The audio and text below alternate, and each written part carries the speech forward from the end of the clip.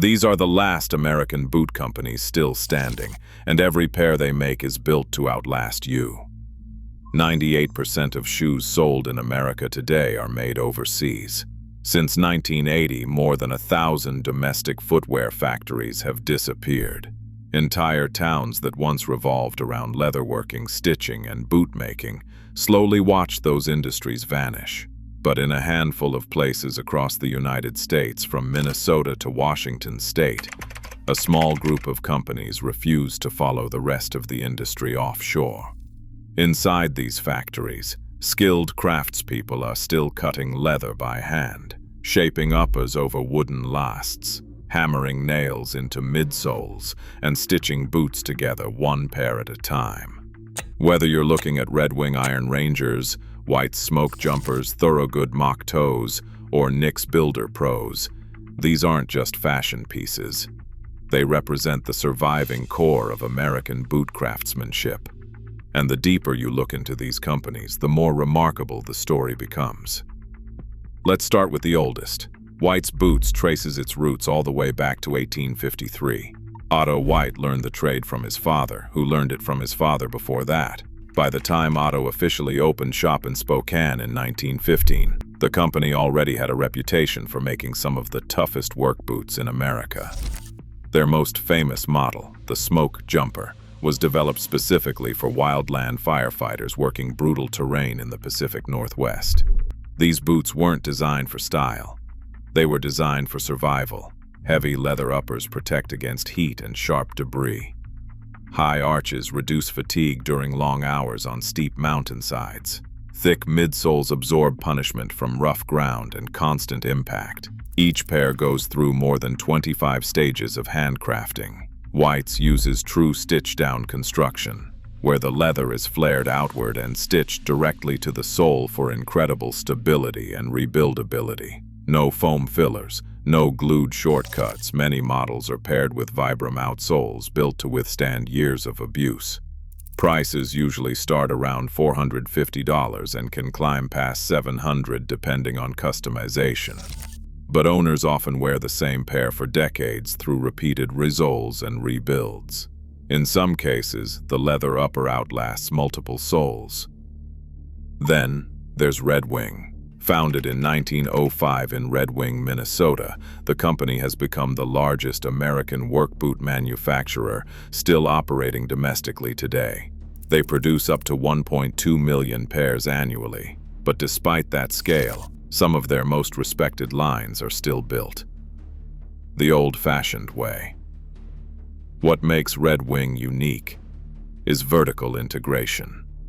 They own their own tannery, the SB Foot Tanning Company, which has operated since 1872, just minutes from the main factory. That means Red Wing controls almost every stage of production, from raw hides to finished boots. When Red Wing labels a product made in USA, it generally means over 95% domestic materials and American labor throughout the manufacturing process. Their heritage collection, especially the Iron Ranger and Classic Mock, became icons not only among tradesmen, but also among denim enthusiasts, heritage fashion collectors, and people simply tired of disposable footwear. The leather is thick, heavily oil-tanned, and intentionally stiff at first. And yes, the break-in period can be rough. But that's also the point. Over time, the boot molds specifically to your foot in a way synthetic materials never can. Creases become unique. Scars become part of the leather's character. After enough wear, no two pairs look exactly alike. Most heritage models run between $290 and $400, making them expensive compared to mass-market boots, but significantly cheaper over time if properly maintained. Down in Wisconsin, another American bootmaker built its reputation in a very different way. In 1892, a 13-year-old German immigrant named Albert Weinbrenner started apprenticing in his father's cobbler shop in Milwaukee. That small operation eventually became the Weinbrenner Shoe Company, the parent company behind Thorogood. Today, Thorogood occupies a unique place in the industry. They're employee-owned, union-made, and still expanding manufacturing inside the United States. Recently, the company broke ground on a $14.5 million facility in Marshfield, Wisconsin, with nearly 80% of contracts awarded to unionized firms. Their most recognizable boot, the Mo-Si Toe, originally appeared in 1967 as a Boy Scout hiking boot called the Hikin' Camp. Decades later, it became a staple among construction workers, electricians, warehouse employees, and iron workers across America. Thorogood boots don't usually get the same luxury reputation as White's or Red Wing, but that's partly because they're designed first and foremost as practical work boots. At around $215 to $280, they offer one of the most accessible entry points into American-made footwear. Many models include wedge soles for all-day comfort on concrete, along with safety toe and waterproof options built for industrial work environments.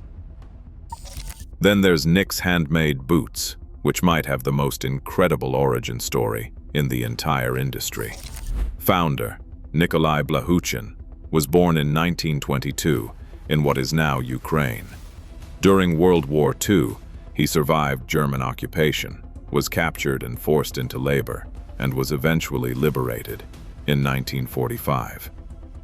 After immigrating to Spokane, Washington, he brought his bootmaking knowledge with him and founded Nick's in 1964. More than 60 years later, the company still handcrafts heavy-duty boots for loggers, linemen, ranchers, and wildland firefighters. Every pair is built to order with an enormous range of sizing options, from quadruple A to triple F widths. That level of fit customization is almost non-existent in modern footwear manufacturing.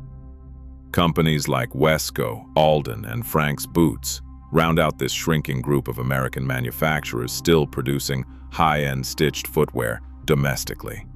But here's the important part most people misunderstand. Not every boot from these companies is actually American-made. Red Wing's Irish setter line is largely produced overseas. Most Danner work boots are imported. Carhartt boots are generally manufactured outside the United States entirely. Even brands with strong American identities often outsource large portions of their production to cut costs. You have to check the specific model every single time, and what actually makes these boots last so long comes down to construction. Methods like Goodyear welt and stitchdown construction allow a cobbler to remove a worn-out sole and attach a completely new one without destroying the upper. Cemented boots, which dominate modern footwear manufacturing, are basically glued together. Once the sole separates or the cushioning collapses, they're done. Most mass-produced boots last maybe 1 or 2 years under heavy wear. A properly maintained stitched boot can last 10, 15, even 20 years or more. The differences show up everywhere. American-made heritage boots often use thicker full-grain leather, denser midsoles, stronger shanks, and tighter stitching. Many average 12 to 16 stitches per inch compared to 6 to 8 on cheaper imports. Quality control inspectors examine every pair by hand instead of relying entirely on automated systems. Yes, the upfront cost is higher. But when you calculate cost per day of wear over 10 years, American-made boots are often dramatically cheaper than replacing disposable boots every 18 months. And maybe that's what these companies really represent. Not just boots, but a completely different philosophy of manufacturing. One built around skilled labor, repairability, fair wages, and permanence. In an economy obsessed with speed and disposability, these bootmakers chose to keep doing things the hard way. And somehow, against all odds, they're still here.